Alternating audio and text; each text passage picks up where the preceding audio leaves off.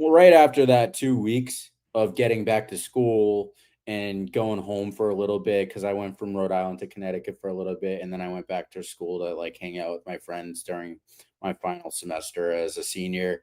Um, it all just started to become this gradual process of, like, not really wanting to wear a mask, and, I wore it, like, once or twice at the gym, and then I started to not wear it, and I would get kicked out of the gym.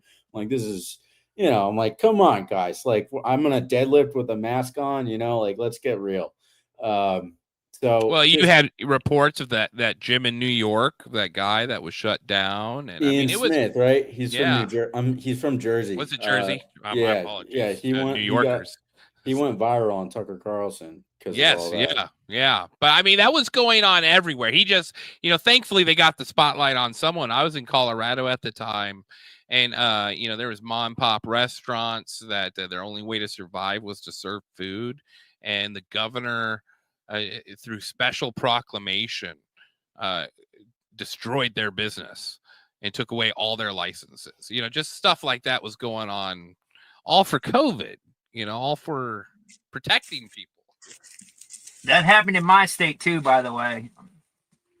Yeah, I mean, I was in Connecticut, so Connecticut was one of the worst states, basically. It was, I mean, you go into Target, you had to wear a mask, and I mean, I would walk in without it, and I'd go to the register, and then I'd have a gurney thing on, and I just like put it over my mouth so I wouldn't get screamed at, and then walk out. And I worked with Fauci and these other doctors and knew it was BS. So you were not, you weren't playing around with some high school news piece. It was the pharmaceutical company, one of the largest, the owners of the news. Pretty Uh, much, yeah, yes. there's no joke. Old institution. What did they tell you to record? I mean, what did they tell you? Like, they gave you a mic, they gave you a camera, and they said, did they tell you to talk to someone? Did they tell you what type of things to talk about?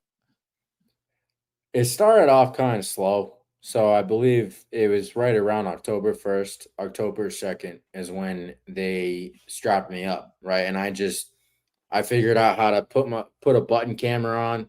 Like, I went into work with a button camera, and I just started talking to people and asking difficult questions, I wasn't necessarily good at first, but and I didn't want to burn myself either and like come across as like, "Oh, are these vaccines killing people?" Right? I wasn't asking that necessarily, right? I mean, I should have, but as I was You about know to what I resign. heard? But yeah, Corey, to answer your question, I mean, it was a gradual process where like they saw what I can do, and in the information I sent to you guys, there's a cut down called Conwall cut down